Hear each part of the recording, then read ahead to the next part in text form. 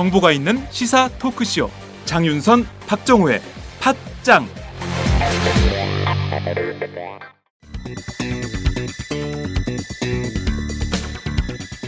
안녕하세요. 팟짱 애청자 여러분, 장윤선입니다. 여러분, 군불 침대라고 들어보셨습니까? 이 침대는 난방 기능이 있는 침대인데요. 전기장판이나 돌판을 이용한 게 아니라 특이하게도 따뜻한 바람을 넣어서 특수 제작한 침대 매트리스입니다. 그러니 여러분의 잠자리가 정말 훈훈하겠죠? 제일 큰 장점은 일단 잠자리에 들면 그 따뜻함이 마치 사람의 체온으로 데운 것처럼 자연스러운 느낌을 줍니다. 열선을 사용하지 않으니 당연히 화상이나 전자파 걱정도 없고요.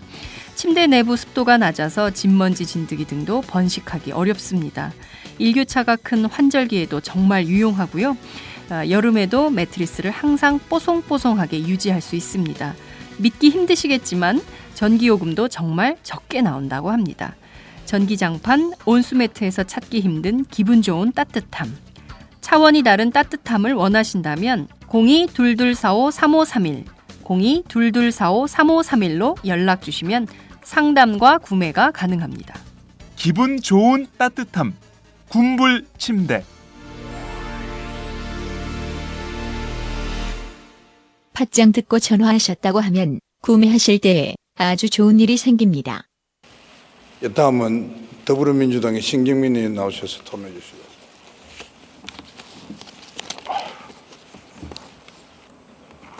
존경하는 국민 여러분, 사랑하는 시민 여러분, 그리고 자리를 지켜주시는 동료 의원 여러분과 의장단에서 수고하시는, 지금은 정의화 의장님이 지키고 계신데요. 여러분에게 인사드리겠습니다. 저는 더불어민주당 영등포을 지역구를 둔 신경민 의원입니다. 오늘 8번째로 필리버스터 무제한 토론의 토론자로 나왔습니다. 먼저 본격적 토론에 앞서서 제 개인적인 회고와 단상을 말씀드리면서 시작하도록 하겠습니다. 저는 한국전쟁 직후에 전라북도 전주에서 태어났습니다. 50년대, 60년대를 지내면서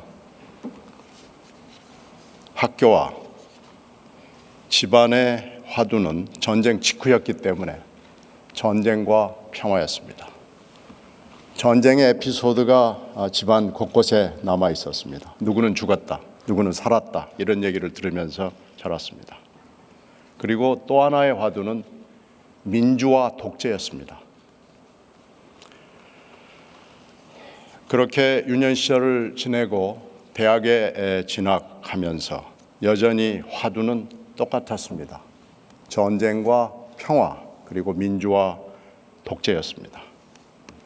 75년도 ROTC 13기로 25사단 소대장으로 근무하면서 76년 8.18 도끼 만행 사건을 겪었습니다. 저는 중화기 소대 소대장으로서 데프콘 2가 발령되면서 동산만큼 지급이 되는 박격포탄과 기관 소총 탄화를 위해서 며칠 밤을 샜습니다. 저는 그때 하늘의 별을 보면서 그 포탄 위에서 며칠 잠을 잤습니다. 그러면서 개성 송악산이 바라보이는 자리에서 여기서 이 박격포탄과 이 소총탄을 다 쏘거나 중간에 죽을 수도 있겠다라는 생각을 했습니다. 그렇게 군대 생활을 마쳤습니다. 그리고 언론인이 됐습니다. 87년 모든 시민들이, 모든 국민들이 서울시청 앞 광장으로 쏟아져 나왔을 때 저는 민주주의의 희망을 봤습니다. 열심히 기사를 썼습니다. 박종철 고문 사건은 그 전에 있었던 사건입니다. 어려운 언론 환경 속에서, 보도 지침이 난무하는 속에서 어렵게, 정말로 어렵게 한 줄이라도, 한 단어라도 더 써보기 위해서 데스크와 싸우고 회사와 싸우고 여러 가지 눈에 보이지 않는 억압과 싸우면서 보도를 했습니다. 시청 앞 광장에서 저는 드디어 민주주의가 이제 시작할 수도 있겠다라는 생각을 했습니다. 독재가 허망하게 박정희 대통령의 암살로 끝났고 다시 또 허망하게 전두환 정권의 집권으로 다시 독재가 시작됐지만 이 독재의 끝이 드디어 눈앞에 보이는구나라는 희망을 읽었습니다. 그리고 다 아시는 대로 대통령 직선제 개헌이 됐습니다. 그리고 처음으로 투표를 했습니다.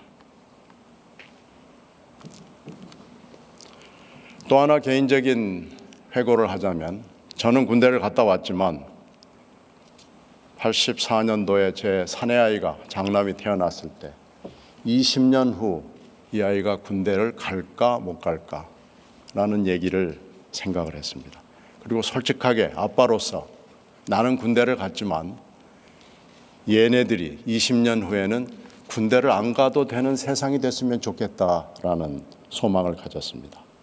그러나 그 소망은 제 꿈이었고 헛된 꿈이었고 저희 아이는 사병 생활을 했습니다. 그리고 분명히 군대를 가는 게 좋겠다는 조언을 했습니다.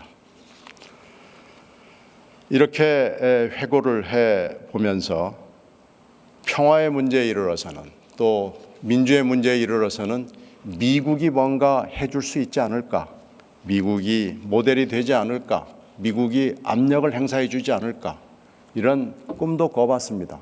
그러나 그것도 역시 이루어지지 않는 꿈이었다는 것이 저의 학도로서, 학생으로서, 기자로서의 관찰의 결과라고 고백하지 않을 수가 없습니다. 우리는 모두 인간입니다.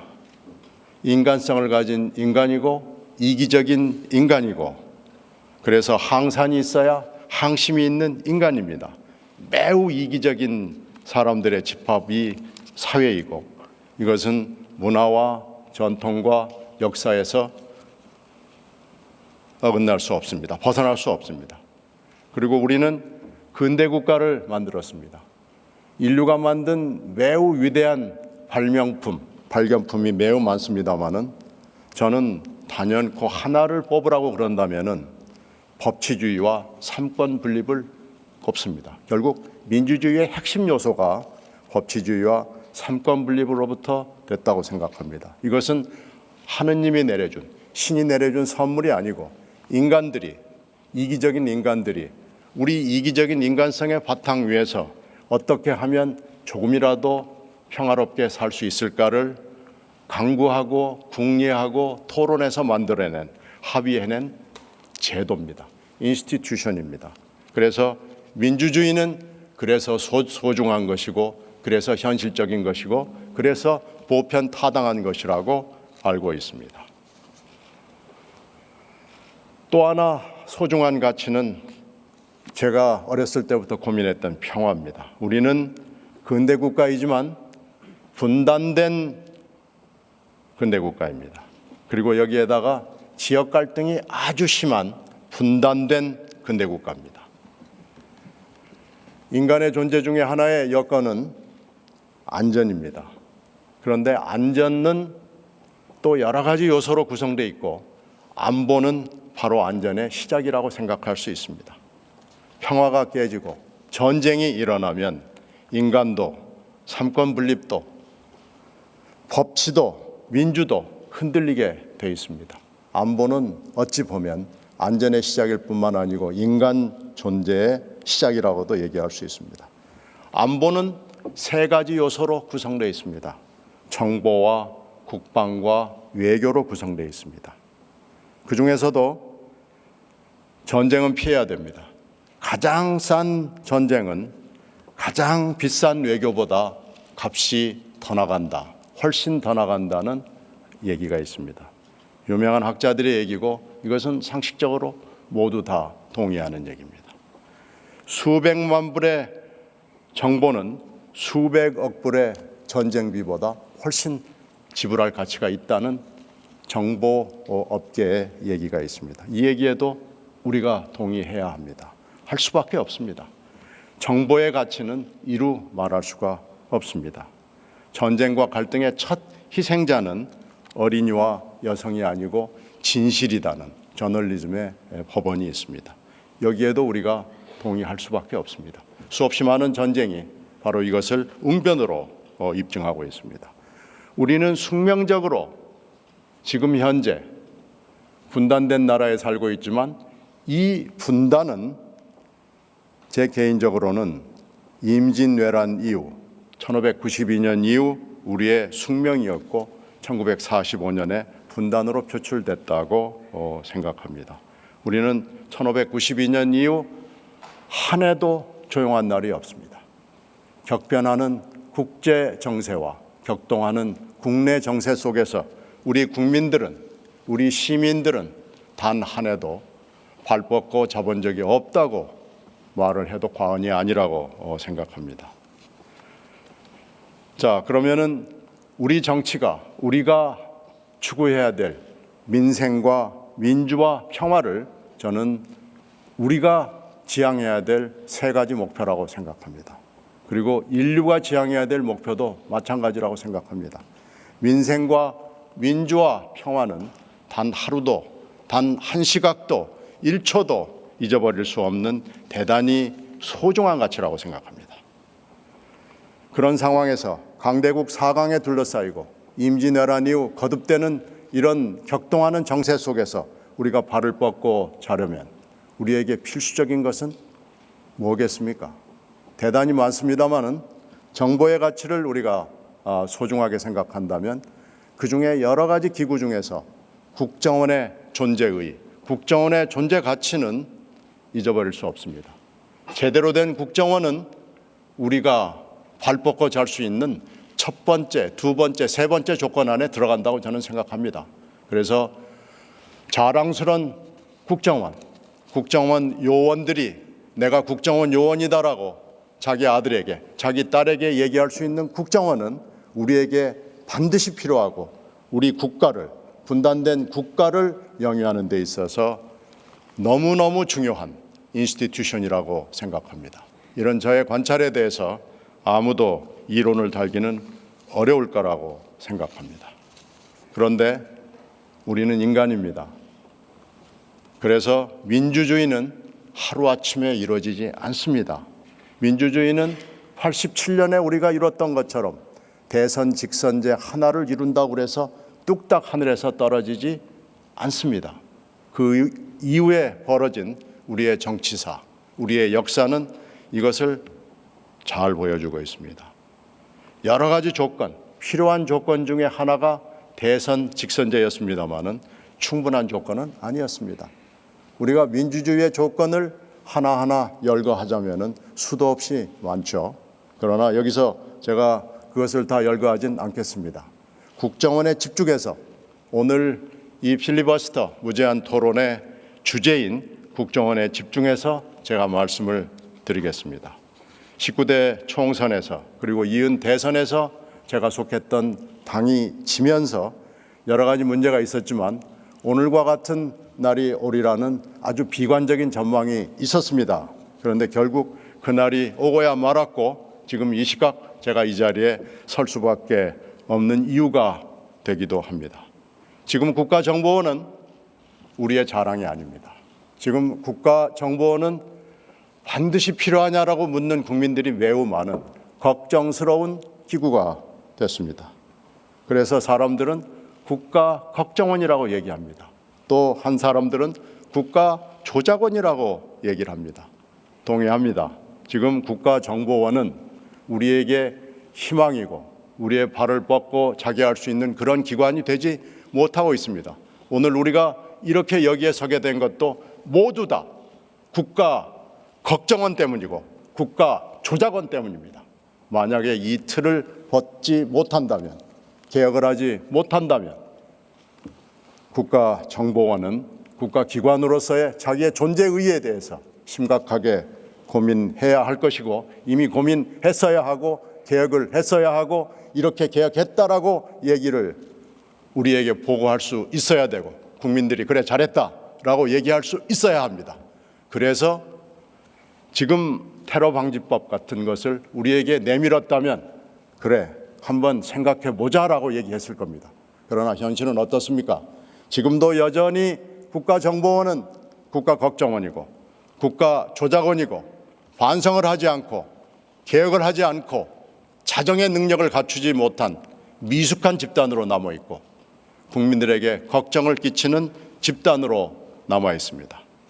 자, 지금 테러 방지법 여러 의원들이 며칠에 걸쳐 토론해서 국민들이 상당히 많이 알 수 있게 됐죠. 카톡을 보겠다는 겁니다. 여러분의 핸드폰을 보겠다는 겁니다.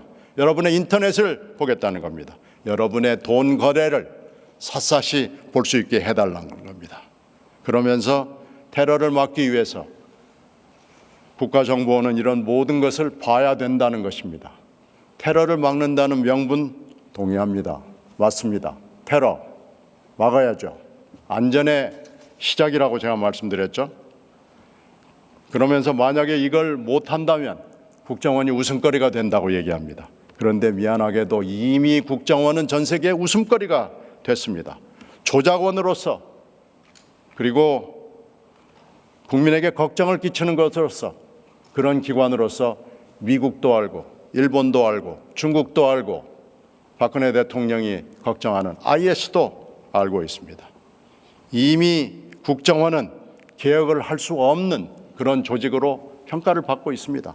그리고 이런 국정원을 개혁하지 못하는 나라라는 것, 우리 국민들의 수준이 거기까지 갔어야 되는데 우리 국민들의 수준을 집권 여당이 받지 못하는 나라라는 것, 완전한 민주주의 국가가 아니라는 것, 형식적인 민주주의 국가라는 것을 이미 모든 나라가 그리고 IS까지도 알게 됐습니다. 정말로 우리가 테러를 막으려면 이것을 막아야 됩니다. 이것을 없애서 개혁된 국정원, 국정원다운 국정원을 갖는 것이 테러를 막는 지름길이라고 저는 생각합니다. 만약에 이 테러 방지법이 그대로 통과된다면 여러분의 카톡, 여러분의 전화, 여러분의 인터넷은 이미 여러분의 것이 아닙니다. 누군가가 들여다보고 누군가가 공유하고 그것을 어디에 어떻게 쓸지 모르는 겁니다. 이것은 공룡탄생법입니다. 이것은 민주주의 익사법입니다. 이것은 민주의 빈사법입니다. 민주주의를 코마로 몰고 가는 법이라고 저는 생각합니다. 부디 국민 여러분, 우리의 미래를 위해서 그리고 제대로 된 나라를 위해서 민주국가를 위해서 그리고 본보기가 될 수 있는 모델이 되는 어려운 경제 속에서도 분단된 속에서도 민주주의를 제대로 하고 평화를 이룰 수 있는 이런 나라가 될 수 있도록 도와주시기 바랍니다. 지금 우리의 잘생긴 젊은 남녀, 우리의 아들, 딸들이 맑은 하늘 아래 어깨를 펴고 살 수 있도록 국민 여러분에게 호소드리자고 이 자리에 섰습니다. 본론에 들어가기 전에 지금 필리버스터를 가지고 새누리당이 이상한 시위를 하고 있습니다. 지금 바로 이 문 밖을 걸어 나가면 국회 마비 몇 시간째라는 현수막을 걸어놓고 시위를 하고 있습니다. 누가 누구를 위해서 시위를 해야 하는지는 잘 모르겠습니다만은 어처구니 없는 시위가 바로 이 문 밖에서 벌어지고 있습니다. 이 부분에 대해서 말씀을 드리도록 하겠습니다. 필리버스터는 제가 자료를 찾아봤더니 새누리당의 약속이었습니다. 제가 이걸 증거로 가지고 나왔습니다. 지금 이게 19대 총선 공약입니다. 총선 공약을 제가 프린트해 온 건데요. 새누리당의 진심을 품은 약속이라는 프린트물입니다. 여기에 보면은요, 뒷부분에 가서 보면은 정치 선진화로 더 큰 대한민국을 만들겠습니다라는 부분이 있습니다. 제가 쓴 게 아니고요. 새누리당이 쓴 겁니다. 1번 국회의원의 기득권 포기에서 몇 가지가 있습니다. 그리고 2번 국회 합리적 의사 절차와 질서 유지 확보를 위해서 새누리의 약속이 있습니다. 그중에 하나가 의장 직권 상정의 요건을 강화하겠다. 의안 상정 의무제를 도입하겠다. 위원회 안건 조정 제도를 도입하겠다. 본회의 필리버스터를 도입하겠다. 이렇게 되어 있습니다. 제가 쓴 거 아닙니다. 52페이지에 있습니다. 그리고 새누리의 실천이라고 그래가지고요. 뭘 실천을 했다고 써놨습니다. 여기에 분명히 써 있습니다. 지금 자기들 약속이 잘못됐다고 주장을 하는 시위를 하고 있는 겁니다. 이런 어처구니 없는 일은 아무리 새누리당이지만 그만하는 게 저는 맞다고 봅니다. 지난번에 이 테러 방지법과 관련해서 위원회 안건조정 제도를 저희들이 신청을 했더니 바로 국회의장께서 심사기일 지정을 해서 이것도 무력화됐습니다. 그런데 위원회 안건조정 제도의 도입도 새누리당의 약속이었습니다. 왜 이런 짓을 합니까? 왜 자기 부정을 합니까? 이걸 알면, 부끄러운 줄 알면 지금이라도 저런 일은 그만두는 것이 저는 맞겠다는 얘기를 이 토론을 시작하면서 말씀을 드리도록 하겠습니다. 이 문건은 새누리당 웹사이트에서 뽑은 거기 때문에 지금이라도 바로 들어가면은 국민 모두가 전 세계가 다 볼 수 있는 약속입니다. 제발 이런 짓 좀 그만하시죠. 또 한 가지 있습니다. 오전에 청와대가 브리핑을 하면서 이런 얘기를 했습니다. 이건 정영국 대변인의 춘추관 브리핑입니다. 지금 북한이 테러 등을 공공연히 언급하는 상황이 아니겠느냐. 국민의 생명과 안전을 지키는 것에는 여야가 따로 있을 수 없다. 국회는 국민 안전을 최우선으로 고려해 주시길 바란다고 요청을 했습니다. 그리고 여기에 이런 얘기를 했습니다. 시급한 노동개혁 사업법, 서비스발전 기본법을 비롯한 경제활성화법을 반드시 2월 국회에서 처리해 주길 바란다고 촉구했다. 마지막이 문제입니다. 정 대변인은 일각에서 나오고 있는 테러방지법에 대한 대통령의 긴급 명령권 발동에 대해서는 좀 전에 말씀드린 이상은 없다고 선을 그었습니다. 이건 무슨 얘기입니까? 없으면 없다고 얘기를 해야죠. 좀 전에 말씀드린 이상은 없다고 선을 그으면 도대체 무슨 얘기를 하는 건지 모르겠습니다. 그래서 제가 관련 헌법 조항을 읽어봤더니요.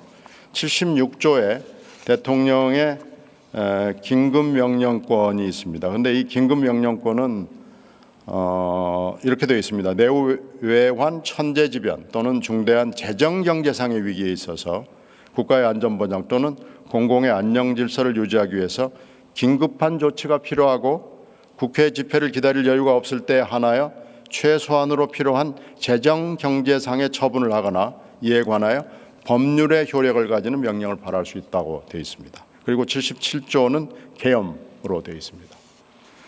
76조인지 77조인지 이 청와대 대변인의 말만 가지고는 잘 모르겠습니다만은 지금 이런 정도의 질문에 대해서 대통령이 긴급명령권 발동을 묻는 질문에 대해서 없다고 얘기를 하는 것이 강력하게 부인하는 것이 청와대의 역할이고 대통령의 업무입니다. 그게 임무입니다. 그런데 좀 전에 말씀드린 이상은 없다고 얘기하면 국민들이 온갖 축측과 억측을 할 수밖에 없는 상황입니다. 이런 것도 제가 언론인 생활과 국회의원 생활을 통틀어서 보건대, 회고해 보건대 이렇게 답변을 하면은 저는 안 된다고 생각합니다. 국가 지도자로서의 책무와 임무에서 어긋난다고 생각합니다. 헌법 76조와 헌법 77조를 숙독하기를 청와대와 여러 관련자들에게 요청합니다. 이것은 조금 전에 나온 서울발로 나온 외신 기자입니다. 이렇게 되어 있습니다. South Korean lawmakers try first filibuster since 1969 to block anti-terrorism bill이라고 그래가지고 은수미 의원이 울고 있는 모습을 해가지고 쭉 상당히 긴 기사가 소화가 되어 있고 이것은 LA 타임즈에 실린 기사입니다. LA 타임즈는 미국의 6대 신문 중에 하나입니다. 지금 우리나라 국회가 우리나라가 이렇게 외신에 투영되고 있다는 거 보여드립니다.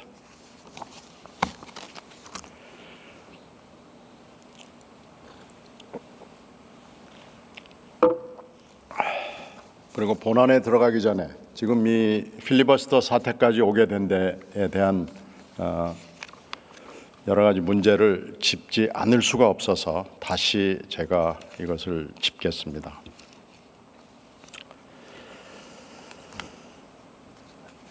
이 모든 사태에는 물론 국정원이 있죠. 그리고 테러방지법을 반드시 해야 되겠다는 청와대가 있고요. 또 이걸 도와주어야 한다는 여당의 생각이 있죠. 그런데 마지막 순간에는 뒤에 앉아 계신 국회의장의 직권상정이 있었습니다. 직권상정은 의장의 고유 권한이기 때문에 할 수도 있고 안 할 수도 있는 겁니다. 그리고 직권상정을 해서 안건 조정을 저희들이 생각을 했는데 심사기일을 지정을 해가지고 안건 조정을 무력화시켜 버렸습니다. 그러면서 테러의 정황과 국가 비상사태라는 것을 이유로 지금 들었습니다. 이건 국회법에 있는 것은 뭐 여러분들이 다 아실 건데요. 국회의장이 심사기일을 지정했을 때 정보위원회는 태방법 관련해서 4차례 법안 소위를 진행한 상황이었고요. 검토안까지는 나와 있었습니다. 물론 이게 뭐 완전히 다 된 건 아니지만 검토안 정도까지 있었다는 것은 이제 진전이 있었다는 얘기입니다. 그래서 우리는 이 법이 통과됐을 때 국정원 기능이 강화되기 때문에 견제 장치가 필요하다라는 얘기를 계속했고요. 정보위에 계류되어 있는 다른 법률도 함께 심사하자고 문제를 제기했습니다. 아울러서 정보위 기능을 강화해야 된다. 지금 정보위원회라는 게 제가 정보위원회를 3년째 하고 있습니다마는 허울밖에 없습니다. 가끔 국정원장을 만나는 것 외에는 별로 특별하게 하는 일이 없습니다. 그래서 정보지원감독관을 설치하는 국회법도 함께 심사하자는 제안을 했고 여당은 대꾸는 안 했지만 부인도 하지 않았습니다. 근데 그 사이에 국정원이 보여준 문제점들이 하나도 고쳐지지 않은 상황에서 국정원에 대한 국민 불신을 먼저 해소하는 것이 국민에게 필요한 일이고 이것이 국정원으로서도 예의에 해당하는 기본 상식이라고 생각합니다. 그런데 이게 지금 다 어그러진 겁니다.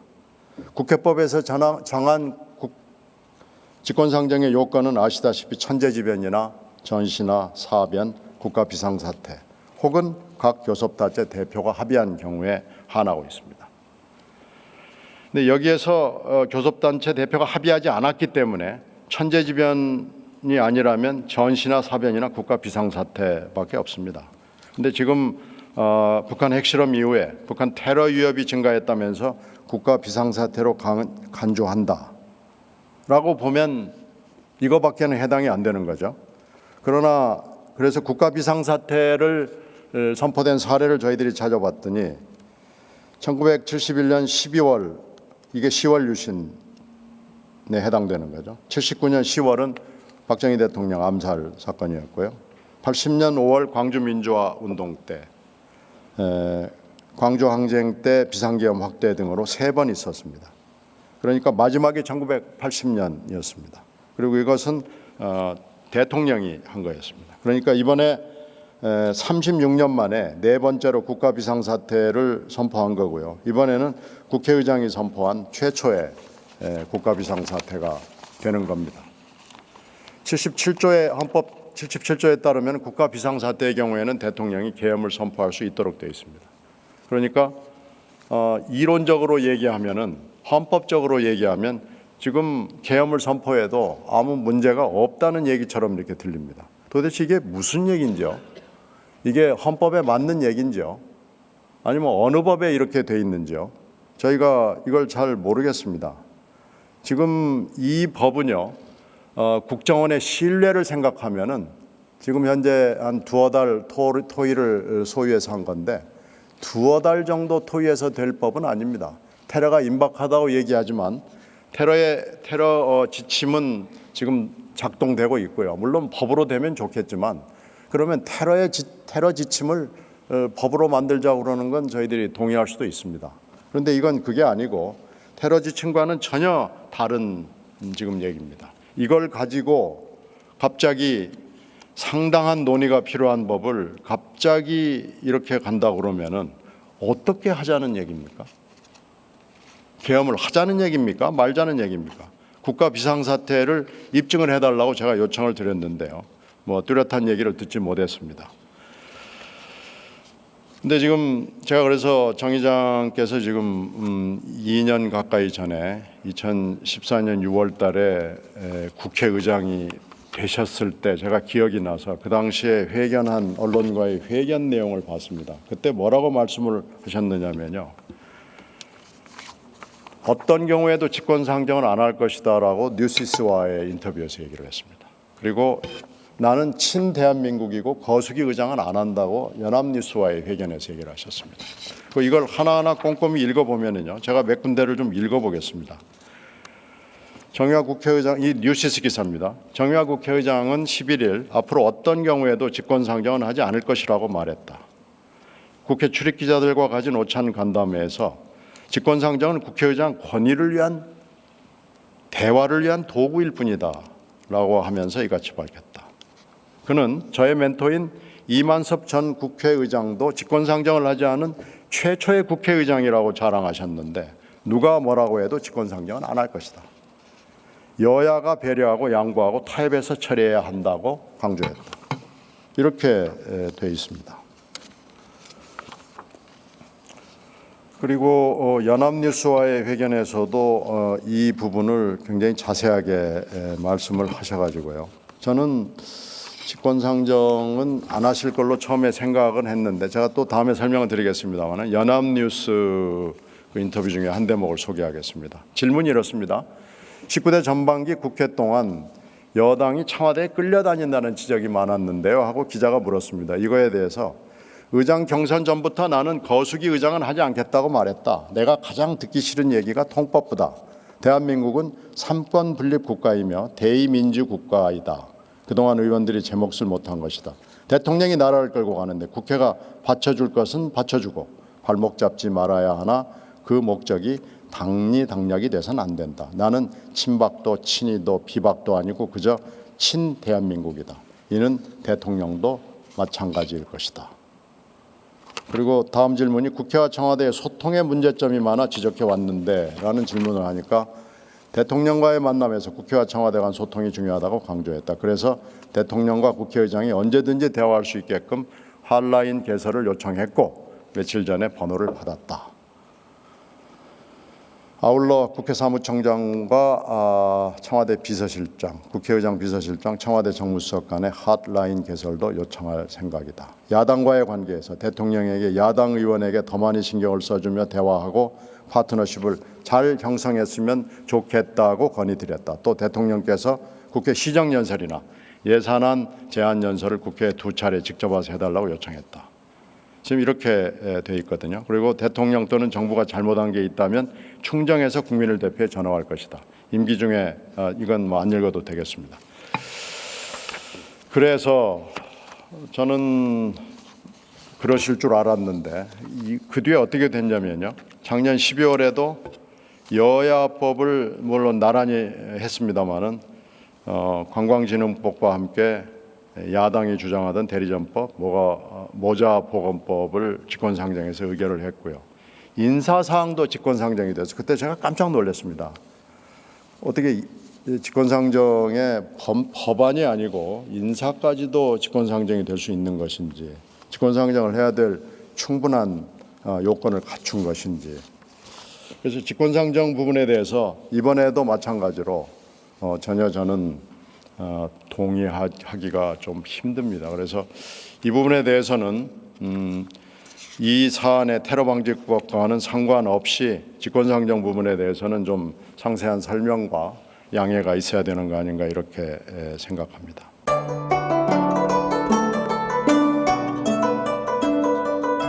안녕하십니까. 저는 정도전을 15년 전에 최초로 소설로 썼던 작가 임종일입니다. 사실 정도전을 소설로 쓰는 데만 10년이 걸렸는데 그 시절 무명의 고달픈 심신을 양꼬치와 고량주로 달래주었던 풍무 양꼬치. 풍무 양꼬치는 월드컵 4강의 기쁨도 나라골 우습게 돌아가고 분통이 터질 때도 늘 함께했던 안식처이자 사랑방이었습니다. 진짜 정의파인 주인장은 세상을 뒤집어 푼 남자 정도전을 누구보다 먼저 알아보았고, 그래서 제 소설 정도전은 역사의 곡이 없습니다. 풍무양꼬치 역시 맛과 양심이 살아있습니다. 좋은 사람끼리는 꼭 만나야 합니다. 어떻습니까? 오늘 풍무양꼬치에서 만납시다. 2호선 구로 디지털 단지역으로 오세요. 예약 문의 02809-9292 02809-9292. 팟짱 애청자라고 하시면 정성 가득 담긴 서비스도 나갑니다. 새누리당의 테러 방지법에 따르면 국정원은 테러 예방과 대응에 관한 재반 활동을 근거로 영장 없이 통신 수단에 대한 감청을 할 수가 있습니다. 또한 무차별적 정보 수집권은 물론이고 대테러 활동에 필요한 정보나 자료를 수집하기 위한 조사권도 가질 수 있게 되어 있습니다. 이 부분과 관련해서 협상 도중에 과도하다고 정의화 의장도 인정을 하셨고요. 새누리당에 수정안을 마련해 올 것을 요구를 했습니다. 그런데 문제는 국정원이 거부하는 겁니다. 도대체 법안을 만드는데 이 국회가 만드는 게 아닙니다. 국정원이 만듭니다. 도대체 이런 나라가 어디에 있습니까? 국정원이 거부하니까 여당이 또 같이 따라서 거부합니다. 이건 여당이 국정원인지 국정원이 여당인지 도대체 알 수가 없습니다. 제 상식으로는 알 수가 없고요. 미국에서 이런 일이 일어났다고 생각해 보십시오. 가까운 일본에서도 이런 일 합니까? 안 합니다. 어떻게 여당과 국정원과 청와대가 한 몸이 돼서 국정원 마음대로 합니까? 이건 잘못하게 하게 되면 이거 IS가 알면 이거 큰일 납니다. 국정원만 뚫으면 뚫을 수 있다고 생각할 수도 있고요. 이거 얼마든지 뚫을 수 있다라고 생각할 거 아니겠어요? 테러는 어느 한 기관이 막는 게 아닙니다. 수없이 많은 기관, 국가 전체가 막는 겁니다. 그리고 새누리당은 뭡니까? 국정원이 요구하는 대로 움직이는 당입니까? 새누리당 이름을 그럼 바꿔야죠. 새누리당은 말 그대로 새누리당다워야 되는 거 아닙니까? 어떻게 국정원이 하지 말라면 안 합니까? 이건 정당이 아니고요.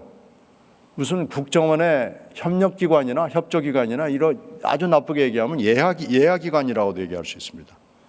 지금 이 사태는 이 에피소드 하나만 봐도 이 민주주의 아닙니다. 민주주의의 비상사태라고도 얘기해도 과언이 아닙니다. 무소불위에 군림하는 국정원의 모든 국가기관, 심지어는 정당까지도 여기에 무리수를 둬가면서까지 무차별적으로 정보수집권, 조사권, 계좌추적권, 감청권까지 줘서 국정원을 괴물로 만들고 그 괴물하고 같이 잘 살아보자고 지금 얘기하는 겁니다. 도대체 이 나라를 어떻게 만들어 가려고 이런 조치를 하는지 저희들은 알 수가 없습니다. 국정원은 북한 문제를 먼저 쳐다보는 것이, 국민이 안심하고 발을 뻗고 잘 수 있도록 하는 것이, 그게 국정원의 첫 번째 임무고 중간 임무고 마지막 임무입니다. 지금 근데 국정원이 지금 뭘 하고 있는 겁니까? 그리고 이것은 위헌인지 아닌지 따져봐야 됩니다. 기본권을 제한하는 문제이기 때문에 위헌인지 아닌지 잘 따져보고 이러이러한 제한 조치, 이런 제한 사항을 두고 잘 작동할 수 있다는 자신감이 들 때까지 충분히 토의하고 토론하고, 그래서 그 자신감이 현실에서 작동할 수 있다고 우리들이 안심을 할 순간에 만드는 것이 맞습니다. 그러자면 집권상정에서는 안 됩니다. 더 토론하고 지금이라도 그 결정을 바꿔가지고 더 토의하고 또 토의하고 전문가들 의견을 듣고 이것을 어떻게 하면 기본권을 해치지 않으면서 우리의 안전, 우리의 안보를 확보할 수 있는지를 해야 됩니다. 책상을 두드리면서 이것을 통과시켜달라고 할 일이 아니고 책상을 두드리면서 이 문제를 가지고 토의하고 토론하고 밤을 새우고 날짜를 가는 것을 두려워하지 말고 어떻게 하면 안전한 나라, 어떻게 하면 민주적인 나라, 어떻게 하면 기본권을 해치지 않는 나라를 만들 것인가를 서로 고민하고 수기하고 그래서 결론을 내는 것이 맞습니다. 저는 당연히 그렇게 해야 되고 국회의장은 그 임무를 완수하는 데 있어서 저희들과 의견을 같이 한다면 직권상정의 부당성을 인정하고 이것을 철회하는 게 맞다고 봅니다. 인간은 실수할 수 있고요. 그것은 대통령도 국회의장도 대법원장도 예외가 아닙니다. 인간은 나약한 존재고 인간은 유한한 존재고 인간은 실수할 수 있습니다. 위대한 인간은 잘못을 했을 때, 잘못을 지적받았을 때, 실수했을 때 그것을 인정하고 바꾸는 것이 위대한 인간이고 그것이 인간이 해야 될 때이고 그것이 인간과 동물의 차이라고 저는 생각합니다. 그런 점에서 국회의장 직권상정의 부당성만이라도 저는 철회가 됨으로써 우리 국회의 권위를 살리고 우리 국회가 국민의 편에 있다는 것을 만방에 알려서 IS가 이 나라는 민주국가라서 쉽게 뚫을 수 없는 나라다라고 평가를 하는 계기가 될 수 있도록 하는 것이 맞는 방향이라고 생각을 합니다. 제 의견에 대해서 만약에 맞다는 견해가 의장단 사이에 있다면은 이 필리버스터는 더 이상 진행될 이유가 없는 거기 때문에 사실 본론에 들어갈 필요도 없습니다. 이상으로 그 직권상정의 부당성에 대해서 지적을 하겠습니다.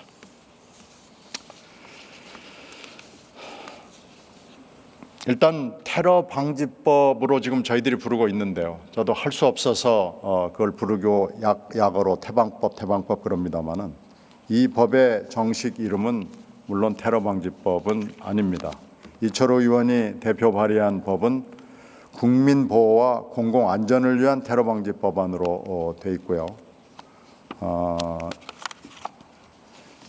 이종걸 저희 당의 더민주당의 이종걸 의원이 대표 발의한 법률안은 국제 공공 위해 단체 및 위해 단체 행위 등의 금지에 관한 법률안으로 되어 있습니다. 그래서 이걸 줄이기가 좀 힘들어가지고요. 저희들이 저도 할 수 없이 그럽니다만은 테러 방지법이 이름이 근사하기 때문에 왜 이렇게 좋은 법을 만드는데 너희들이 반대를 하느냐라는 얘기를 흔히 듣습니다. 그러나 저희들이 테러 방지법을 반대하는 게 아니다라는 것을 분명히 전제로 깔아둡니다. 저희들은 좋은 테러 방지법을 만드는 것이 좋겠다라는 겁니다. 민주주의와 조화를 이룰 수 있는, 민주주의와 융화할 수 있는 좋은 테러 방지법, 국민의 기본권을 침해하지 않고 그리고 안전한 대한민국을 만들 수 있는 테러 방지법을 만들어야 한다는 것이 저희들의 생각이고 이 생각은 틀릴 수가 없는 겁니다. 그래서 이거에 대해서는 분명히 오해가 있을까 봐서 이름이 갖는 오해가 있는 건데요. 절대로 테러 방지법에 반대를 하는 것은 아니다. 테러 방지법이 아까 말씀드린 대로 국정원 장악법에 해당하기 때문에 반대하는 것입니다. 국정원 강화법에 해당하기 때문에 반대하는 것이고 국정원 공룡법에 해당하기 때문에 반대하는 것이다라는 것을 반드시 짚고 넘어가야 되겠습니다. 그리고 또 하나 말씀드린 대로 분단 대치 상황에서 국정원은 반드시 필요한 기관입니다. 국정원은 있어야 되는 기관이고 없어서는 안 되는 기관이고 그러나 국정원은 바람직한 좋은 국정원이 돼야 된다는 것이 저희 생각입니다. 그래서 저희들이 두 가지 전제, 국정원 강화법, 국정원 공룡 탄생법을 반대한다는 것, 그리고 좋은 테러 방지법을 찬성한다는 것. 그럼으로써 우리가 국정원 국가로 가는 것을 막고 진정한 민주주의 국가 그리고 진정한 평화를 이루기 위해서 우리들이 걱정을 하고 있다는 것. 이 두 가지 전제 조건을 반드시 기억해 주시기를 바라겠습니다.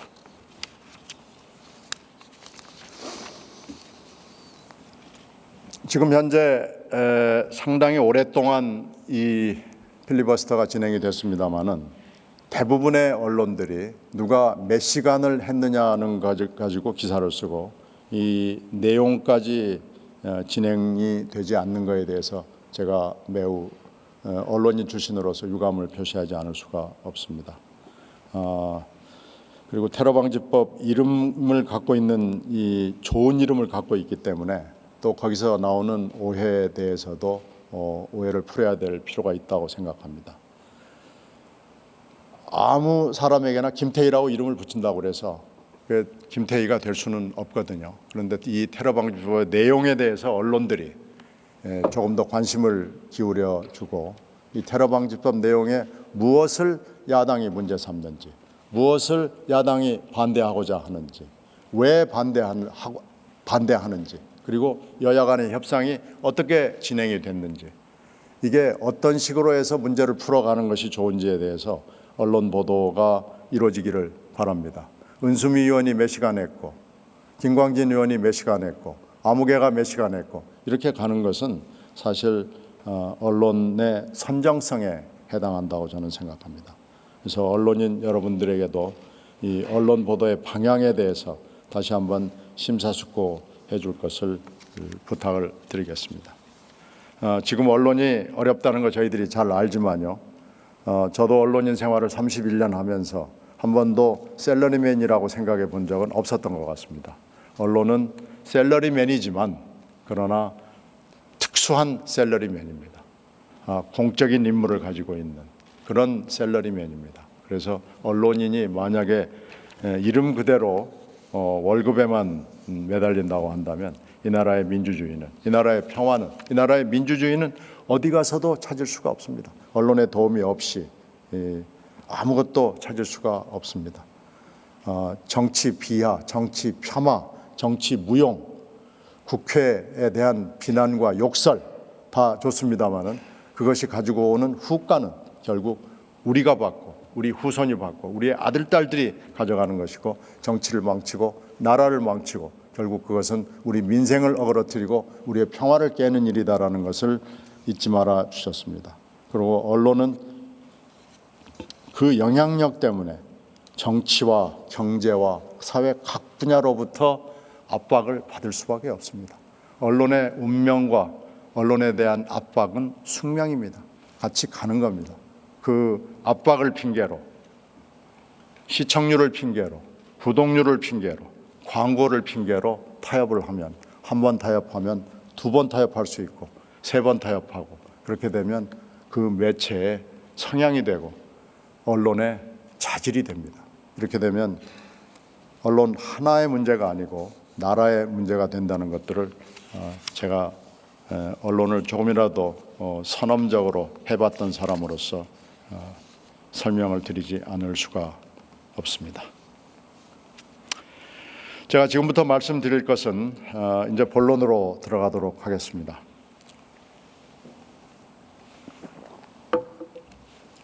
제가 준비를 많이 했습니다마는 제가 정보위원 3년을 하면서 그리고 기자로서 국정원을 직접 경험했던 여러 가지 얘기들을 하겠습니다. 그리고 이 테러방지법의 내용에 대해서 여러 의원들이 많이 말씀을 하셨기 때문에 테러방지법 내용에 대해서는 제가 뒤에 말씀을 드리도록 하겠습니다. 지난 3년 동안 정보위원회 위원으로서 그리고 지난 2년 동안은 간사로서 국정원을 상당히 지근거리에서 볼 수 있었습니다. 그러니까 국정원의 오늘, 국정원의 실제 모습에 다 안다고는 할 수 없습니다만은 다른 사람보다는 한 걸음 더 다가가서 국정원을 볼 수 있었다라고 생각을 합니다. 국정원은 제가 보기에는 신뢰를 잃은 조직입니다. 그리고 국정원은 자정 기능을 이미 상실했습니다. 자정 기능을 상실했다는 것이 여러 번 입증이 됐고 이미 그것은 부인할래야 부인할 수가 없게 돼 있습니다. 그럼에도 불구하고 국정원이 계속해서 내가 한번 해보겠다라고 얘기하는 것은 거의 0.1점도 신뢰를 줄 수가 없습니다. 가령 지금 이 얘기를 합니다. 테러 방지법만 통과를 시켜주면 국정원이 쇄신 방안을 내놓겠다라고 얘기합니다. 근데 이 얘기 어디서 많이 들으신 것 같지 않습니까? 이 얘기는 작년에도 들었고 재작년에도 들었고 몇 년 전에도 들었고 10년 전에도 들었고 맨날 뼈를 깎습니다. 뼈를 깎는 조직이 우리나라에 많습니다마는 국정원도 그 중에 하나입니다. 맨날 깎습니다. 도대체 그 뼈를 깎아가지고 어디서 어떻게 뭘 하는지는 모르겠습니다만은 이 국정원의 뼈를 깎는다는 데 대해서 저희들이 아무도 감흥을 받지를 않습니다. 자, 이런 국정원을 그러면 도대체 어떻게 해야 될 것이냐라는 것이 오늘 우리가 테러 방지법안을 가지고 토론하는 데 있어서 필수적인 얘기라고 저는 생각합니다. 그래서 이 부분에 대해서 우리들이 얘기를, 그러니까 국정원의 오늘, 물론 지금 앞서 의원들이 박정희 시대의 국정원, 전두환 시대의 국정원 뭐 쭉쭉 얘기를 했습니다만은 저는 제가 직접 본 오늘의 국정원에 대해서 여러분과 함께 얘기를 해보고 싶습니다. 그래서 국정원이 개혁을 한다고 얘기하는 것이 저는 난망이라고 얘기하지 않습니다. 무망하다고 얘기합니다. 희망이 없습니다. 국정원은 자체적으로 개혁을 할 수 있는 조직이 아니라는 것이 이미 너무나 여러 번 그리고 누십 년 동안 계속돼 왔기 때문에 국정원의 자체 개혁은 무망합니다. 그러면 이제 어떻게 해야 되느냐라는 문제가 나옵니다. 어떻게 해야 되느냐는 문제는 다음에 말씀을 드리고요. 자, 그러면 도대체 네가 직접 봤던 국정원은 그러면은 어떻게 생겼느냐라는 얘기를 제가 듣고 본 대로 하나하나씩 말씀을 드리도록 하겠습니다.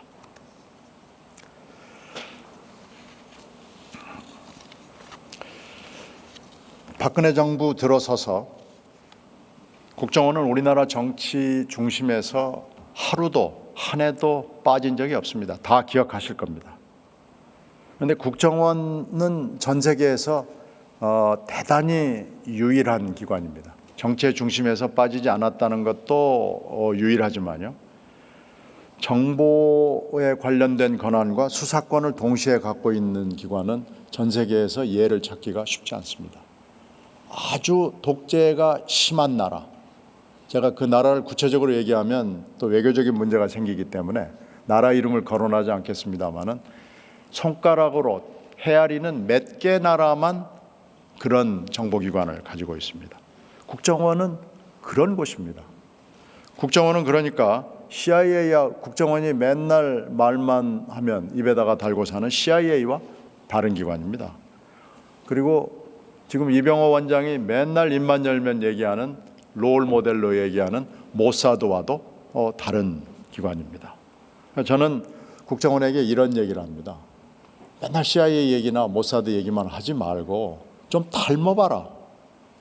10%라도 좀 닮아봐라라고 얘기를 합니다. 모사드가 이럽니까? CIA가 이럽니까? MI5가 이럽니까? 이런 데 별로 없습니다. 아주 독재가 심한 나라 정도가 그렇습니다.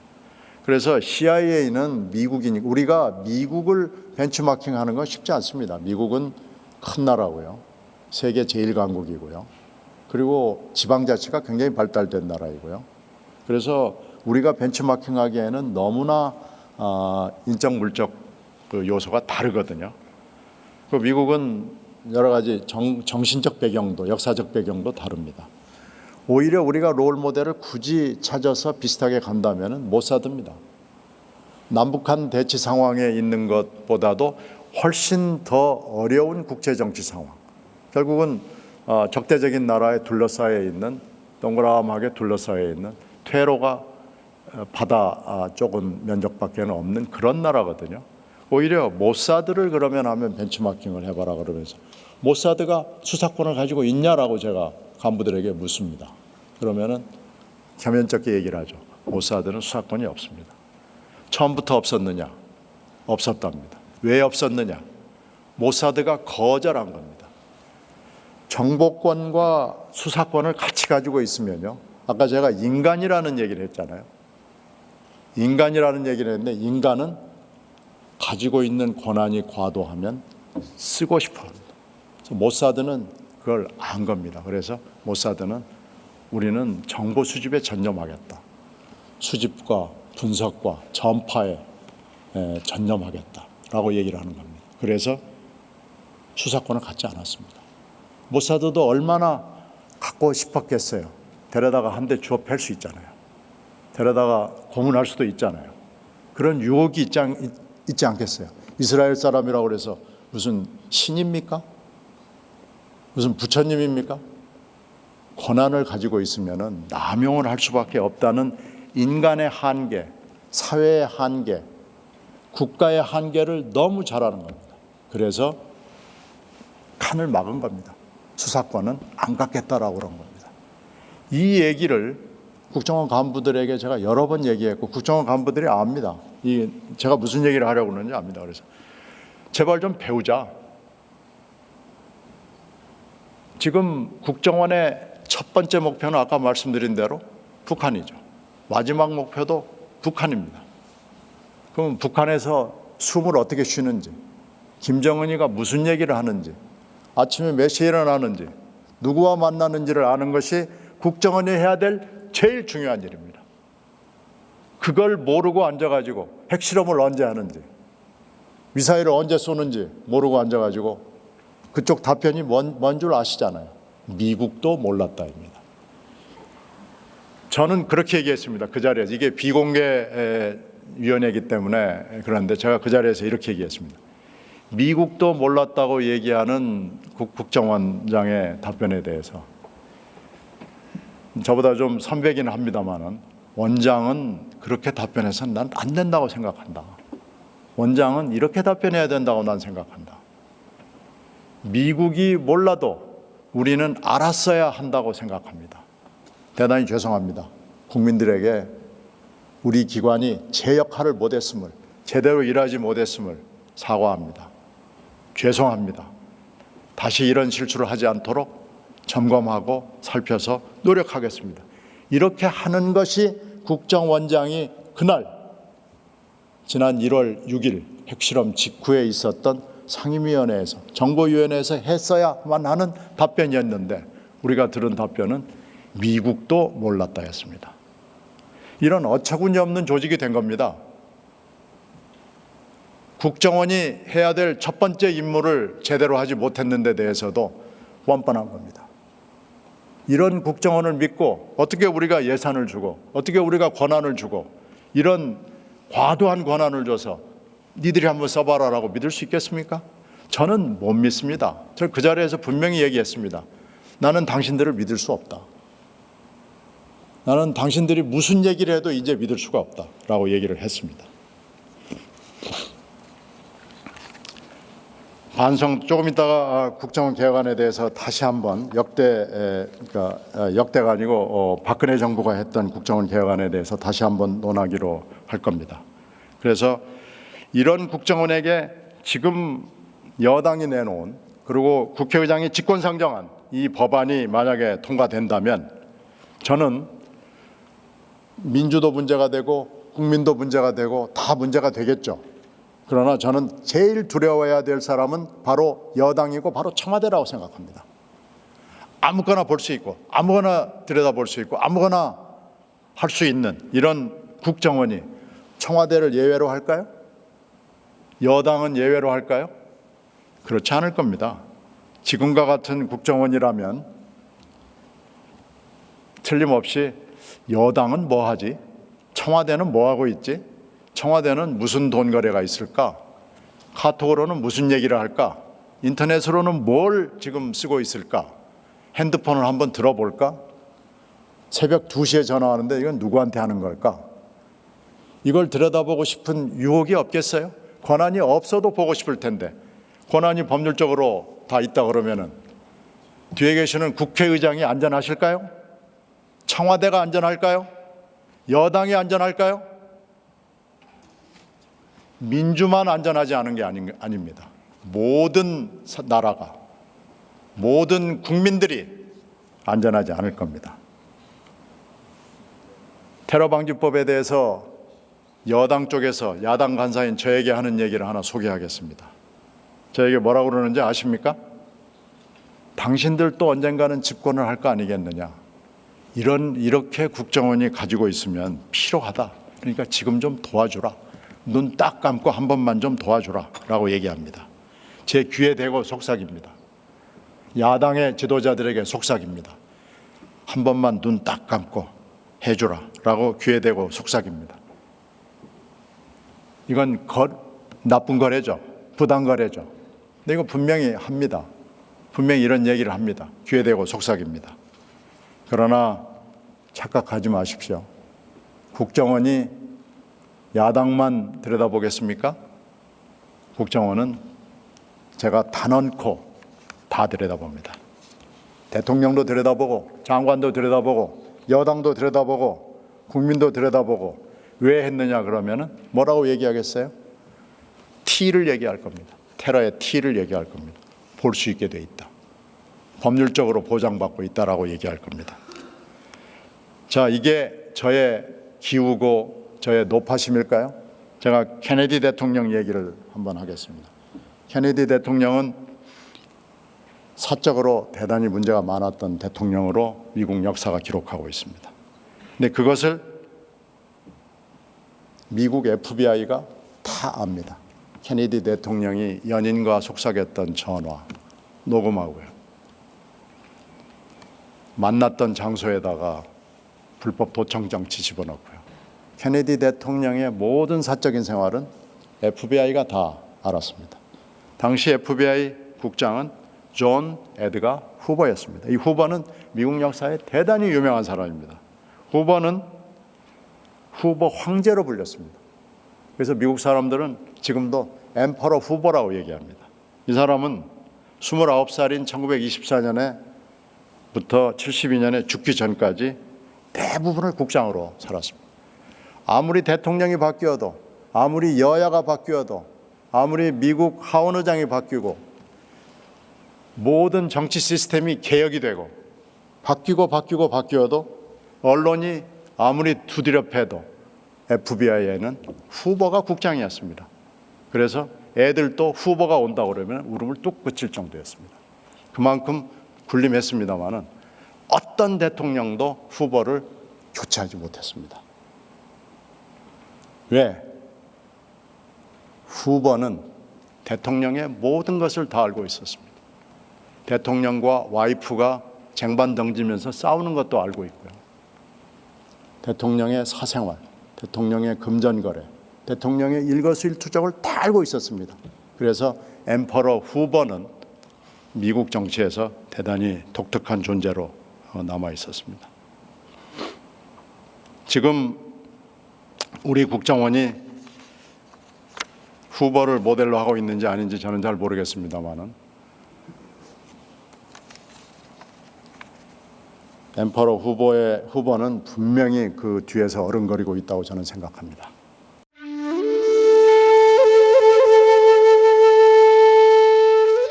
영한네이처의 마카 산삼.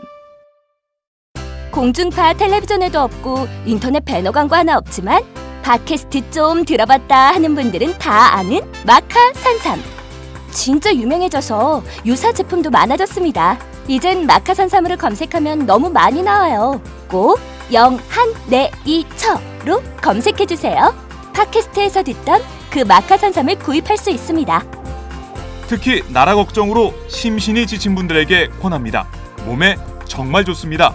내 몸도 나라도 살릴 힘이 납니다. 페루의 마카와 우리나라 산삼, 몸에 좋은 11가지 원료를 모두 하나로 만든 마카 산삼. 마카 녹용과 마카 소아 청소년도 있습니다. 1일 2회 공복에 따뜻한 물과 함께 드세요. 영한네이처 마카 산삼.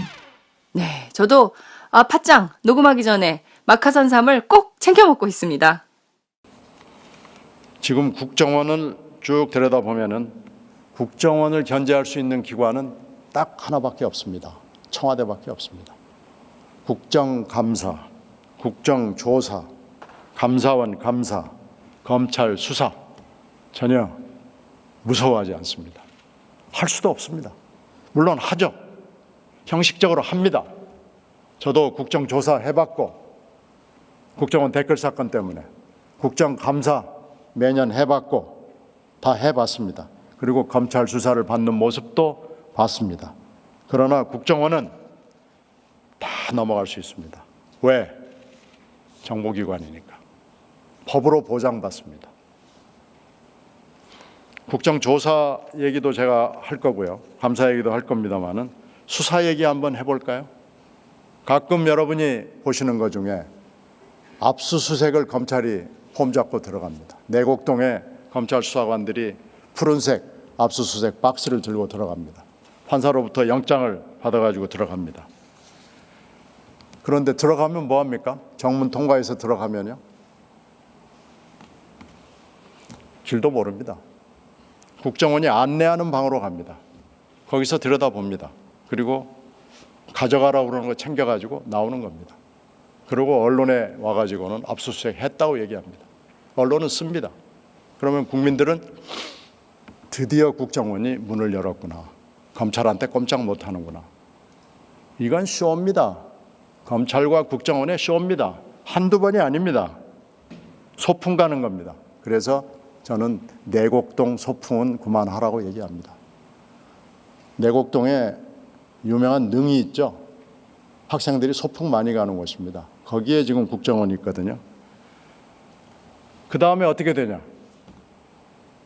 바로 보수적인 인사들을 통해서 검찰이 국가안보를 무시하고 국정원을 압수수색을 했다는 바로 비난이 들어옵니다.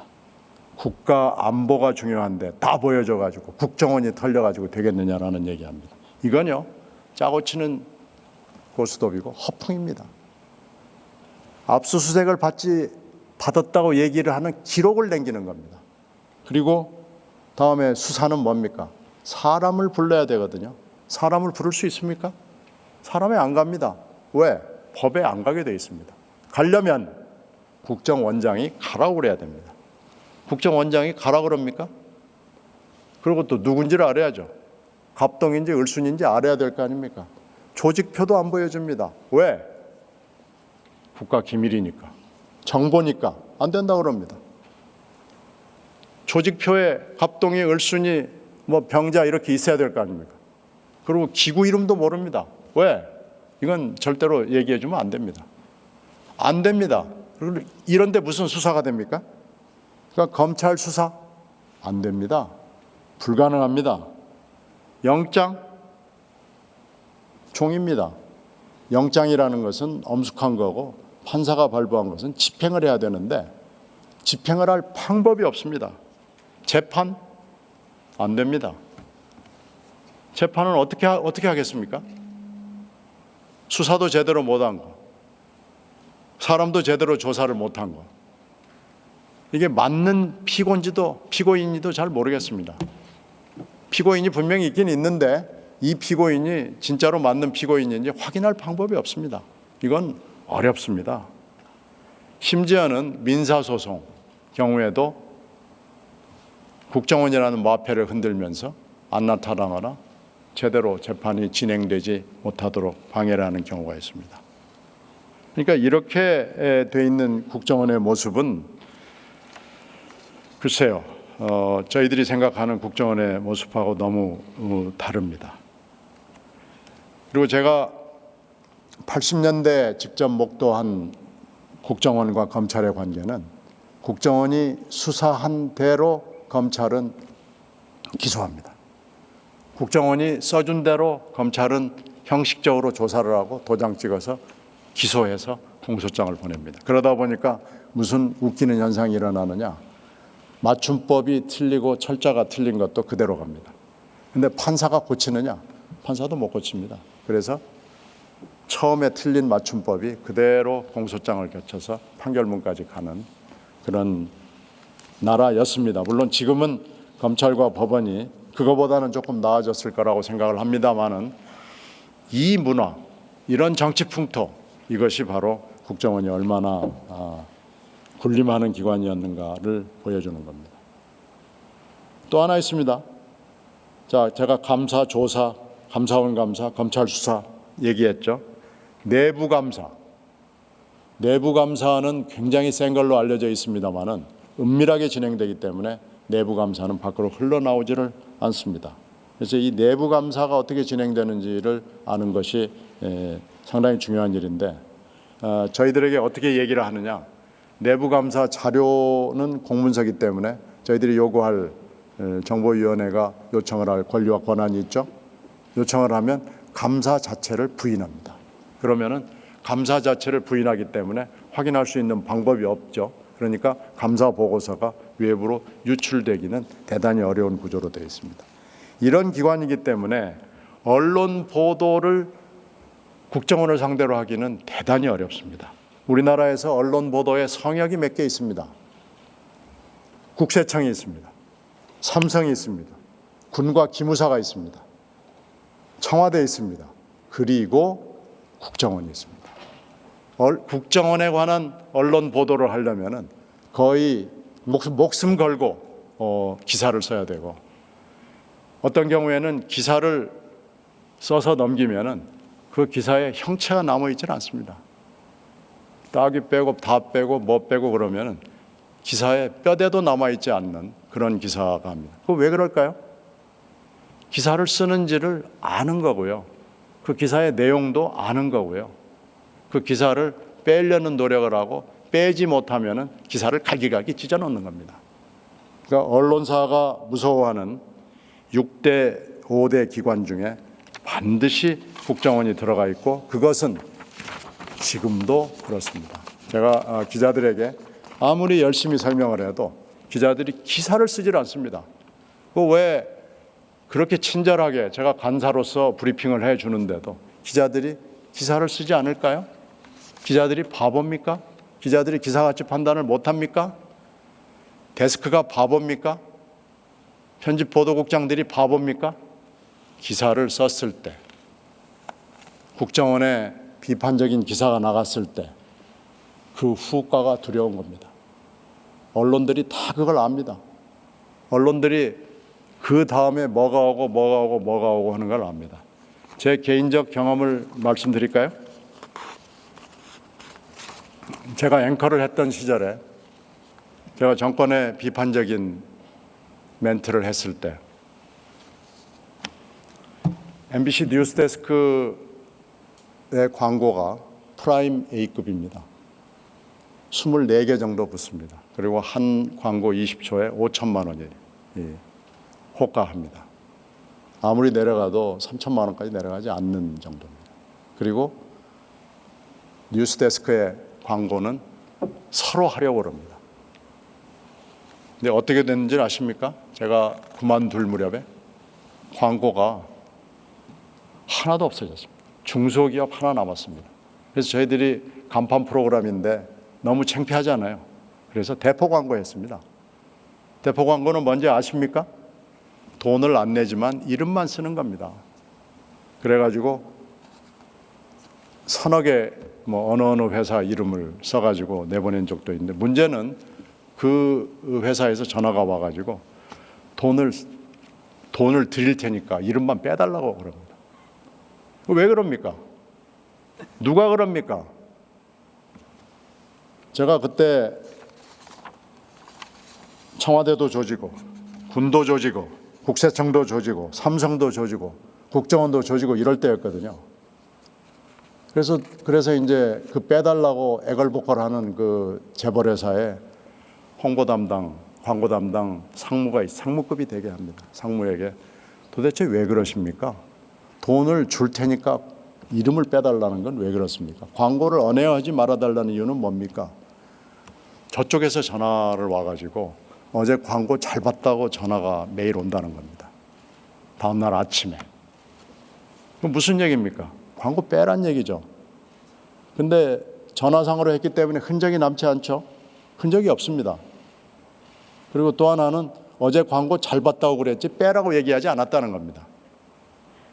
어제 광고 잘 봤습니다. 참 좋더만요. 그러고 전화를 저쪽에서 한다는 거예요. 저쪽이 어딥니까? 그랬더니 저쪽을 가요. 저쪽. 그 저쪽이 어딥니까?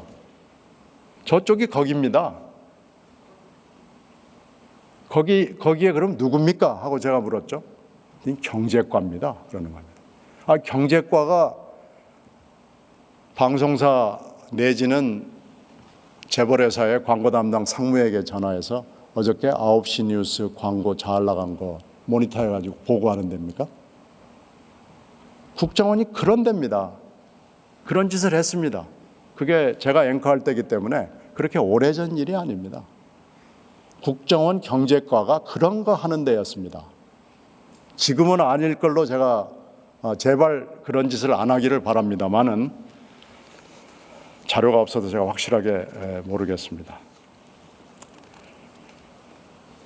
박근혜 정부 들어서서 제가 국정원의 정보위원회를 하면서 여러 가지 사건들이 많이 있었습니다. 저는 이걸 국정원의 5대 범죄라고 생각합니다. 근데 국정원이 만약에 정말로 말 그대로 개혁을 했다, 쇄신을 했다라고 한다고 그러면은 저는 딱 한 가지 사건만 해결했으면 저는 믿겠습니다. 75년도에 장준하 선생이 포천 근처에서 등산을 하다가 떨어져 사망했습니다. 근데 장준하 선생은 이미 그때 등산은커녕 산보도 하기 어려운 상황이었습니다. 몸이 고문 후유증으로 많이 아팠거든요. 몸이 붓고 종합병원이라고 할 정도로 여러 가지 합병증을 많이 앓고 있었던 분이었습니다. 수도 없이 끌려가서 맞았고요. 각종 고문을 다 받았거든요. 그런데 이분이 무슨 청춘의 열기가 발동해서 포천까지 가서 등산을 하다가 떨어져 돌아가셨겠어요. 그러다 최근에 그걸 부검을 한 결과 두부에서 망치 비슷한 예리한 걸로 때린 타박상이 발견이 돼서 이건 뭐 거의 타살이 분명하다라는 간접적인 증거가 나왔죠. 이때 동원이 된 여러 첩보기관 사람들이 있었을 겁니다. 이 사람들이 장준하 선생 의문사 사건에 대해서 만약에 증언을 한다면 그건 국정원이 쇄신됐다고 제가 믿겠습니다. 그러나 그런 일은 꿈에도 일어나지 않았습니다. 지금도 않고 있고요. 앞으로도 안 일어날 거고요. 장준하 선생의 의문사는 역사에 계속해서 의문사로 남을 걸로 생각합니다. 자, 그건 뭐 70년대 얘기니까요. 이번 정권에서 나온 국정원의 범죄를 그럼 하나하나 살펴보도록 하겠습니다. 굉장히 많습니다만은 제가 줄여서 5대 범죄로 좀 줄였습니다. 뭐 굉장히 많습니다. 이거 말고도 뭐 의혹이나 범죄에 해당하는 것들이 굉장히 많습니다.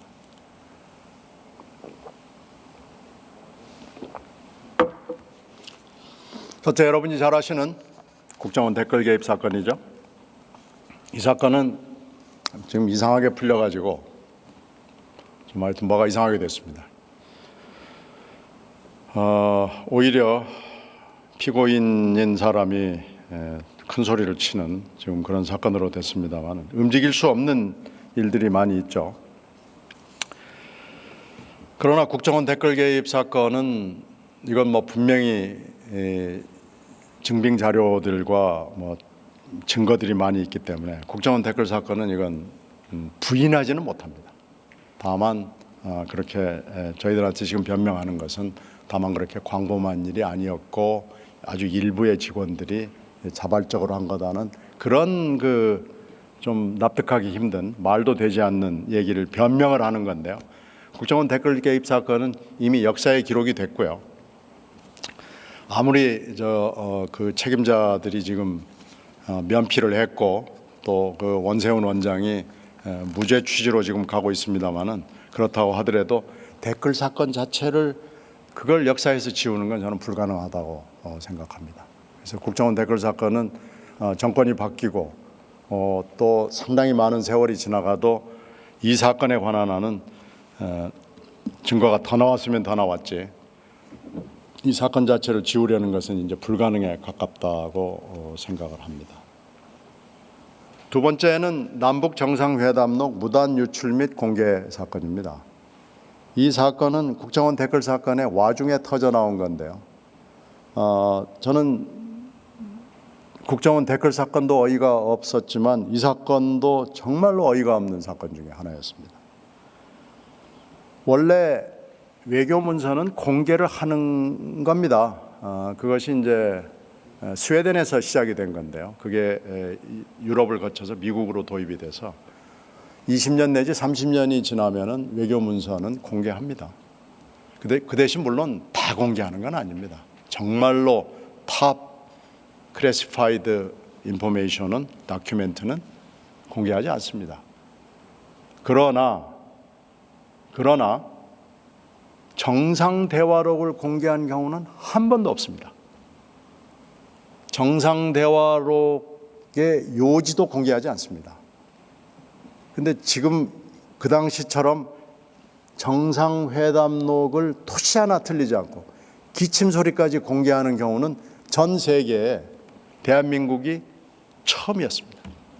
그리고 아마 마지막일 겁니다. 그래서 제가 비공개 정보위원회에서 여러 번 물었습니다. 그리고 외교통일위원회에서도 외교부에 대해서 물었습니다. 정상회담 대화록을 공개한 사례가 있으면은 그게 로마 시대도 좋고 그리스 시대도 좋고 사망오제 시대라도 좋다. 진시황제 시대라도 좋다. 정상 대화록을 공개한 사례가 있으면은 가져와라. 근대 외교는 나폴레옹 시대 이후입니다. 그래서 제가 나폴레옹 시대 이후로 얘기를 국한을 시킬까 봐 사망오제 그리스 로마 시대 이래 하여튼 인류 역사가 인류의 뭐 선사 시대까지 포함을 해서 가져와 봐라 라고 몇 번 얘기했습니다. 외교부에 대해서도 당신들의 외교망을 총동원해서 가져와 봐라. 정상 대화록을 공개한 사례가 있으면 한 건이라도 가져와 봐라. 그러면 내가 양해하겠다. 그러면 내가 용서해 줄 용의가 있다. 용서하겠다는 건 아닙니다. 더군다나 이 정상 대화록은 현재 남북 대치 상황이 진행 중이죠. 그리고 2012년도의 일이기 때문에 몇 년 되지 않았습니다. 그리고 그 중에는 상당히 진행 중인 프로젝트도 있고 비밀스러운 얘기들이 있습니다. 북한 사람이 알아도 안 되는 거고 대한민국 사람들이 알아도 약간 곤란한, 그리고 미국이 알아도 약간 곤란한 이런 것들이 있습니다. 있을 수 있죠. 거기 가다가 물론 그게 없어서 다행입니다만 다른 나라 얘기를 할 수 있잖아요. 미국 얘기도 할 수 있고 중국 얘기도 할 수 있고. 그랬더니 뭐 얼버무리는 게 왔어요. 무슨 얘기가 왔느냐면 서양의 경우에는 외교 문서를 20년이나 30년 지난 경우에는 공개하는 사례가 있음 이렇게 왔어요. 그래서 그게 아니고 내가 분명히 얘기하지 않느냐. 외교 문서가 20년, 30년 어떤 경우에는 짧게는 15년 공개되는 그런 규정이 있어서 매년 공개하는 것은 나도 안다. 나도 당신들만큼은 안다. 나도 그런 데 대해서는 공부를 한 사람이니까 안다. 그러니까 내가 묻는 거 분명히 얘기해라. 내가 분명히 주어는 목적어를 정상 대화록을, 그러니까 주어는 국가기관이 목적어는 정상 대화록입니다. 정상 대화록을 팍 까버리는 경우를 가져와 봐라. 결국은 1년을 쪼았는데 항복했습니다. 없습니다. 없습니다. 제가 아는 한, 제가 대학에 들어가서 정치학을 공부하고 국제정치학을 공부하고 기자로서 특파원을 하고 여러 나라를 여행하면서 외교관을 만나고 그 사람들하고 취재도 하고 밥도 먹고 술도 먹으면서 정상 대화록을 공개한 나라는 우리나라가 처음입니다. 그리고 앞으로 분명히 단언컨대 없습니다. 그런데 그날 공개하는 날 국정원이 무슨 짓을 했느냐. 공개할 수 없는 레벨에 있는 것을 2단계를 아침에 회의를 해가지고 내려가지고 가지고 왔습니다. 전문을 가지고 오기 이틀 전에는 요약본을 가지고 왔습니다. 요약본을 여야에 배달을 했습니다. 그때 저는 정보위에 있지 않았습니다만은 그걸 우리 간사가 수령을 거부했습니다. 여기 지금 앉아있는 정청래 간사가 수령을 거부했습니다. 그러니까 그 다음 날은 와가지고 전문을 풀어버린 겁니다. 그래서 어떻게 됐느냐. 전문이 전 세계에 퍼져나갔습니다. 그걸 보고 전 세계가 경악했습니다. 이미 국정원은 그때 국정원 댓글 사건으로 웃음거리가 됐고 또 한 번 웃음거리가 된 겁니다. 국정원이 그런 국정원입니다. 아무도 하지 못하는 일, 아무도 하려고 하지 않는 일, 아무도 절대로 할 수 없는 일을 하는 데가 바로 여기입니다. 그러니까 대통령이 책상을 치려면 그때 쳤어야 됩니다. 어떻게 이런 국정원이 있느냐, 이런 국가망신이 있고 이런 정보기관이 있느냐라고 얘기를 하면서 다 바꿔버렸어야 됩니다. 근데 어떻게 됐습니까? 다 아시다시피 무건수행이죠. 지금도 이 부분에 관한 한은 무건수행입니다. 그러면 뭡니까? 이게 잘했다는 겁니까? 못했다는 겁니까? 아니면 그저 그런 겁니까? 남북 정상회담록을 무단 유출한 것도 그런데요. 공개한 것은 이건 심각한 범죄입니다. 이건 저는 수사해야 된다고 생각하고요. 이건 정권이 바뀌면 이 관련자들은 처벌받아야 된다고 저는 생각합니다. 이건 국가를 위기에 처하게 하는 겁니다.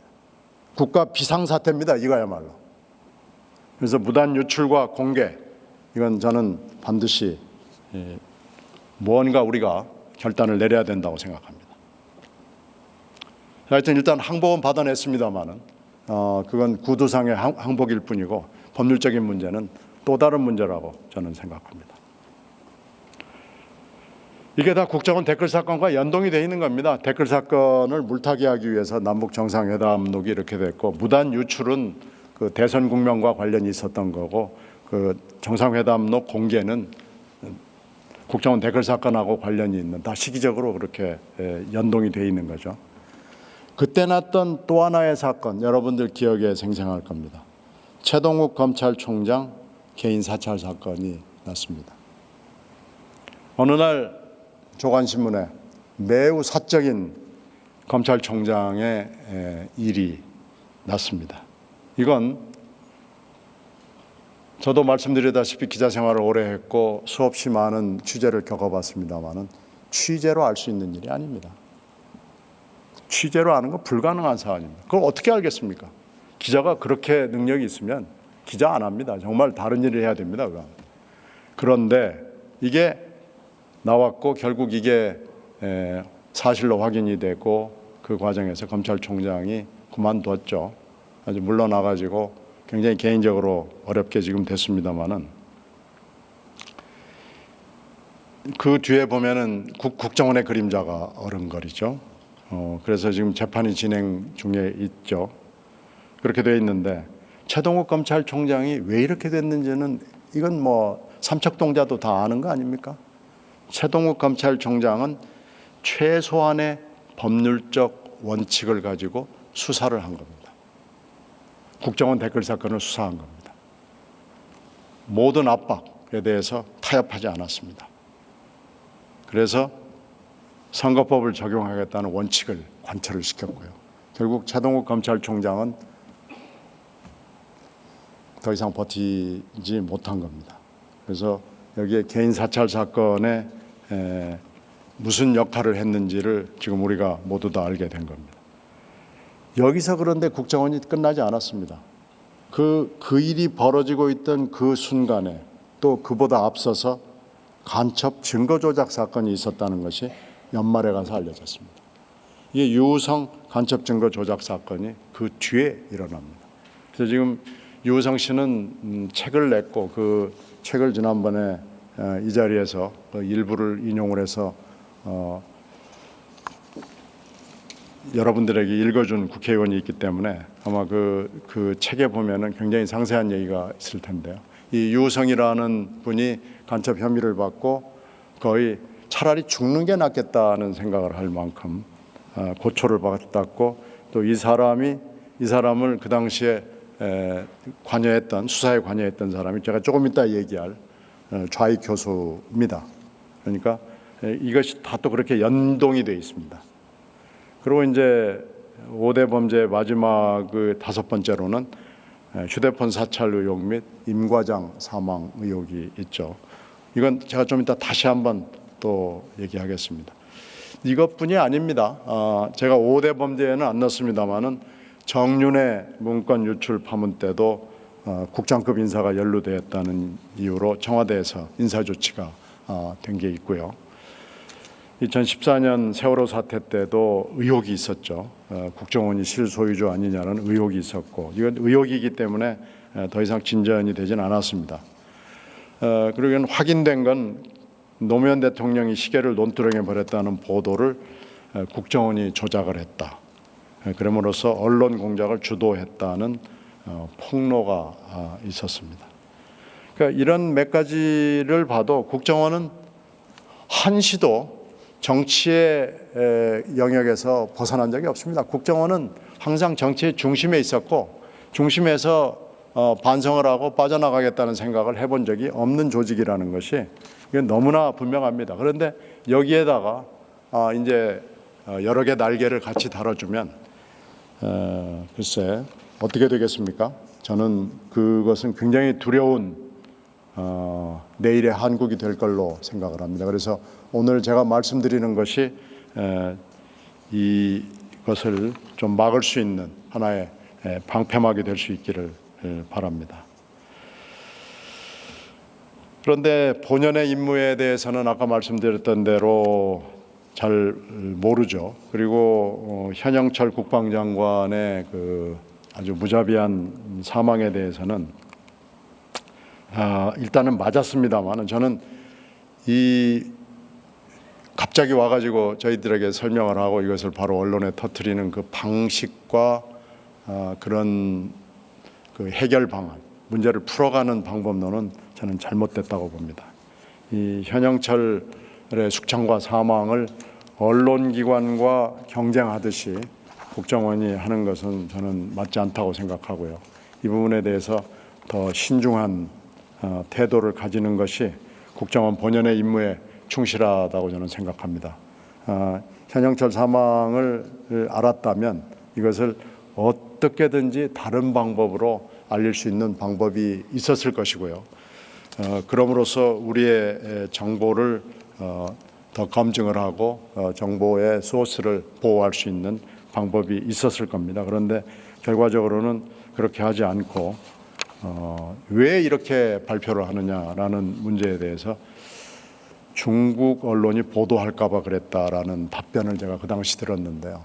저는 좀 약간 어처구니가 없는, 국정원이 중국의 언론하고 싸우는 기관이 아닙니다. 국정원은 국민들의 안보를 책임지는 최일선의 기관이고 그 일선의 기관으로서의 신중함을 같이 함께 가지고 있어야 됩니다. 그러니까 이병호 원장이 얘기하듯이 모사드를 배워라, 모사드를 닮아라 하는 것은 저는 전적으로 동의하는데, 만약에 모사드가 유력한 아랍 테러리스트, 아랍 지도자의 죽음을 알았다면은 그렇게 하지는 않았을 겁니다. 저는 분명히 다른 방법을 써서 세계에 알렸고 그것을 국내에다가 전파하는 방법을 찾았을 걸로 생각을 하는데, 저는 그때 이것을 보면서 국정원이 정말 자기 할 일에 대해서 뭘 어떻게 해야 되는지에 대한 심각하고 진지한 고민을 하지 않는 조직이구나, 한건주의구나, 이게 도대체 어디에서 연유한 것일까?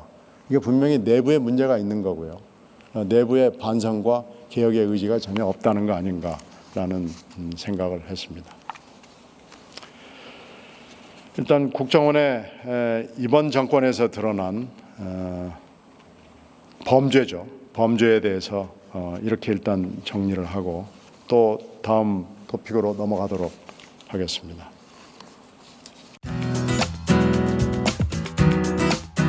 안녕하세요. 오마이뉴스 대표 오연호입니다.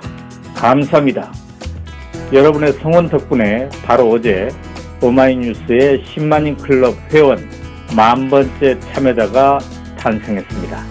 여러분의 응원 덕분에 오마이뉴스는 더욱더 힘차게 권력과 자본의 눈치를 보지 않고 뚜벅뚜벅 참 언론의 길을 갈 수 있게 되었습니다.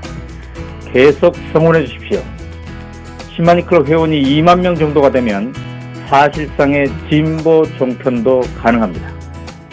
자, 그 길을 위해 독자 여러분 함께 해주십시오. 감사합니다.